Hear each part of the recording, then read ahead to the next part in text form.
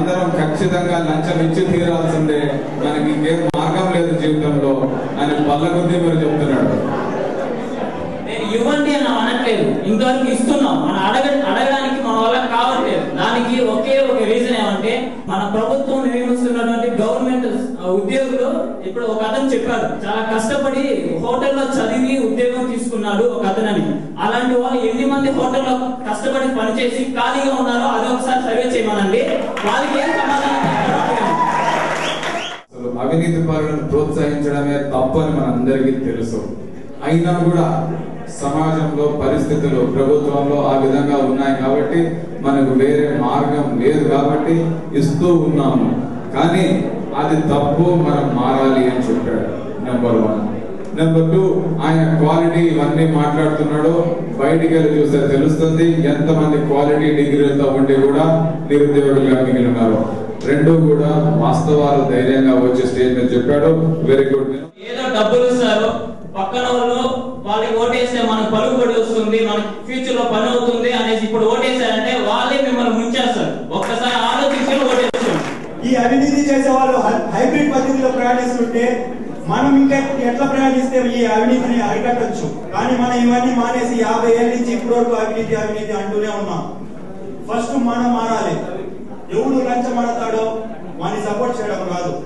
ఇంతకు ముందు డిగ్రీయో ఇంజనీరింగ్ అయితే 3rd ఇయర్ కి మనకి కాల్ లెటర్స్ వచ్చేవి. కానీ ఇప్పుడు ఇంజనీరింగ్ ఎంబీఓ అయి కూడా ఇంకా మనకు ఉద్యోగాలు రావడం లేదు.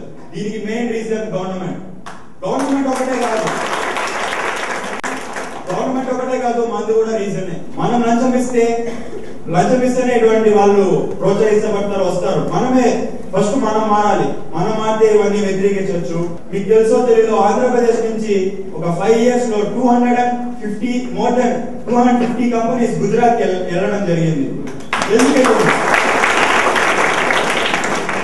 వెళ్ళింది? ఒక ఎమ్మెల్యే ఎంపీ అయ్యే ముందు వాళ్ళు వాగ్దానం చేసుకుంటారు, నేను అవినీతి చేయను అనేసి. వాళ్ళ పేరెంట్స్ మీద ప్రామిస్ చేస్తారు, చదువు మీద ప్రతి దాని మీద ప్రామిస్ చేస్తారు. అయినా వాళ్ళు అవినీతి చేస్తారు. వాగ్దానం వల్ల మనకేం వచ్చేది లేదు. ఫస్ట్ మనం మారాలి.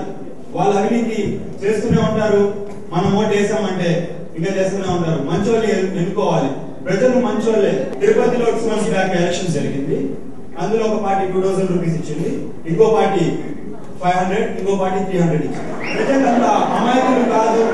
ప్రజలకి ఏది మంచో ఏది రైటో తెలుసు. కాకపోతే ఇక్కడ లోపల ఎక్కడుందంటే ఫస్ట్ మనం మారాలి. ఇది ప్రతి ఒక్కరు పెట్టుకుంటే మనకు బాగుంటుంది. మన రాష్ట్రంలో నిరుద్యోగ సమస్యకు కీలక కారణం అవినీతి. ఇక్కడికి రావాల్సిన పరిశ్రమలన్నీ ఇతర రాష్ట్రాలకు తరలిపోతున్నాయి.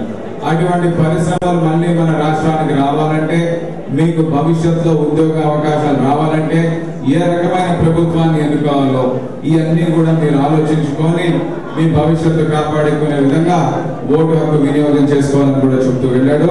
దీంతో నేను చైర్మన్ గారికి, ఫ్యాకల్టీకి అందరికీ ధన్యవాదాలు చెప్తూ, భవిష్యత్తులో మీరందరూ ఇక్కడ చర్చ జరిపిన విధంగా ఒక మంచి చెడు మార్గాలను, నీతి అవినీతి మార్గాలను వారెన్నిటికీ తేడా తెలుసుకొని సరైన మార్గంలో నడుస్తూ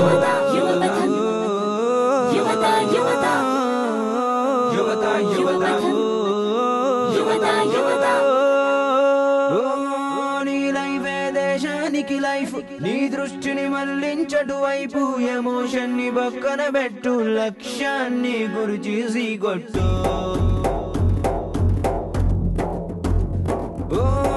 నీ లైఫ్ దేశానికి లైఫ్, నీ దృష్టిని మళ్లించటు వైపు, ఎమోషన్ ని పక్కన పెట్టు, లక్ష్యాన్ని గురి చేసి కొట్టు. వివేకానందుడు లేడు, గాంధీజీ నీకై రాడు, నీకు నువ్వే దిక్సూచి, పట్టుదలే పచ్చని దివాచి.